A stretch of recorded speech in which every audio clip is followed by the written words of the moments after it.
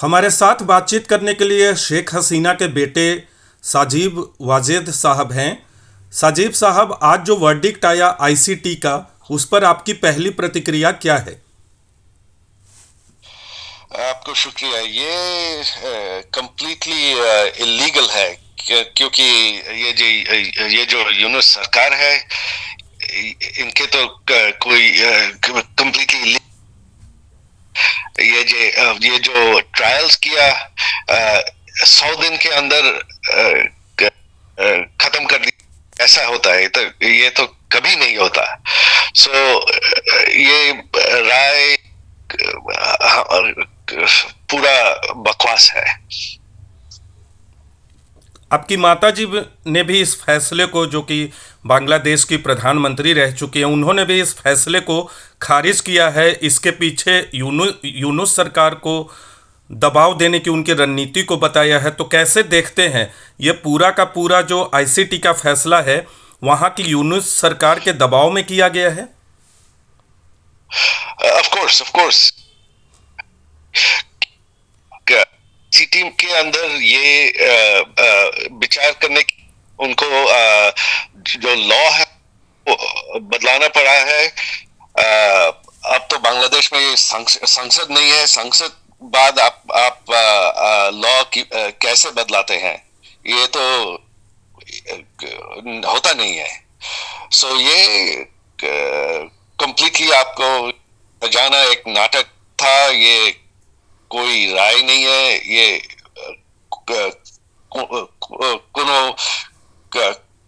कोनो भी लॉ नहीं है।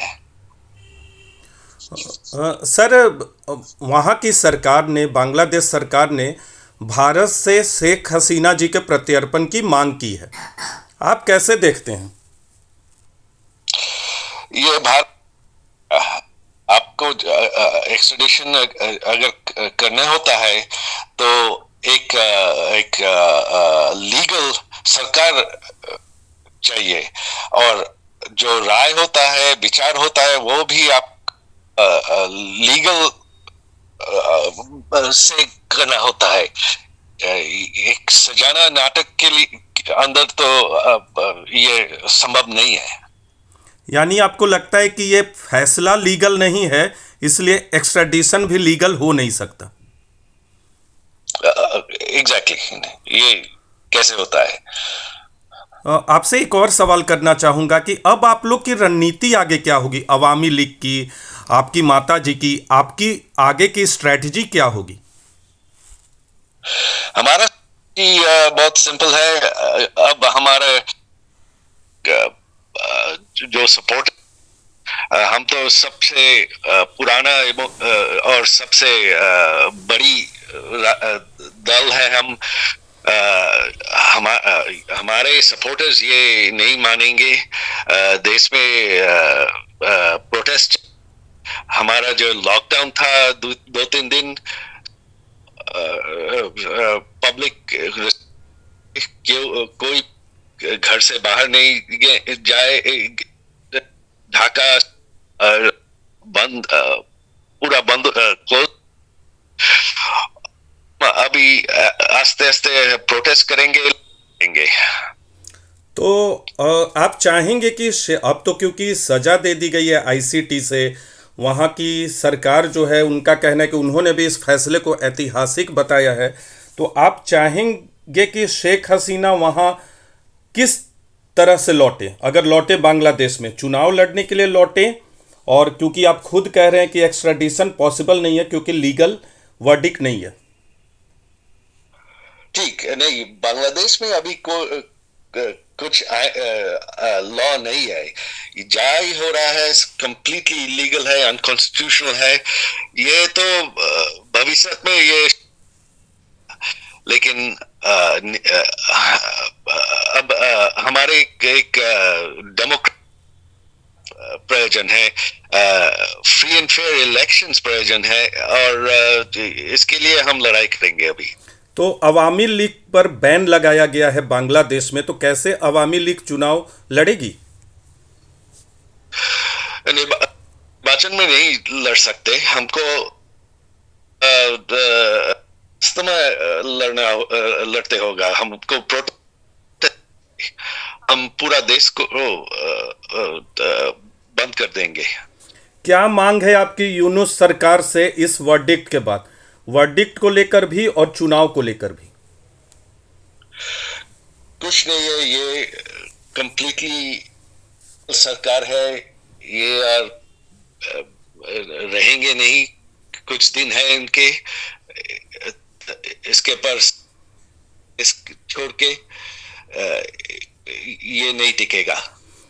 आप भी चुनाव लड़ने जाएंगे अगर अवामी लीग को परमिशन मिलता है, अनुमति मिलती है चुनाव लड़ने की, तो आप और शेख हसीना मैडम चुनाव लड़ेंगे? ये हम अभी हमारे माँ लड़ेंगे ऑफ कोर्स, बट हमारे माँ तो लड़ेंगी अगर अनुमति मिलती है तो। Of course. हाँ। एक सवाल क्या है, एक सवाल आपसे और है कि भारत सरकार से आप लोग की अभी क्या उम्मीदें हैं, क्योंकि पूर्व प्रधानमंत्री शेख हसीना अभी भारत में हैं, लगातार वो मीडिया के लोगों से बातचीत भी कर रही हैं, आपकी क्या उम्मीदें हैं भारत सरकार से? हमारी उम्मीद, हमारे फर्स्ट हम शुक्रिया देंगे भारत सरकार को हमारे माँ की जान बचाने के लिए, और हमारी उम्मीद है कि बांग्लादेश में अभी अवाम लीग और जो सेक्युलर पार्टी है सबको बैन करके एक इस्लामिक देश बनाना हो रहा है। रुका ये इस इलेक्शन स्टॉप करना चाहिए, ऐसे है बांग्लादेश में। ओके, यूनुस सरकार के लिए आपका क्या मैसेज होगा? करके जल्दी भागो, नहीं तो लेटर भाग you won't even be able to escape.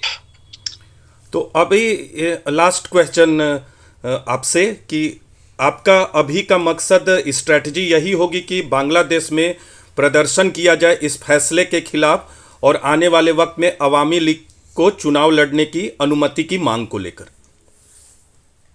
जी, वही। थोड़ा सा एक्सप्लेन करेंगे? नहीं, हम तो करके बांग्लादेश को स्वाधीन किया था हमारे दल। अब लड़ाई करना जरूरी जो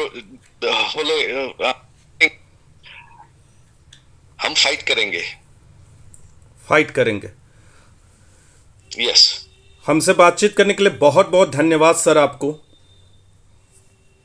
आपको बहुत शुक्रिया।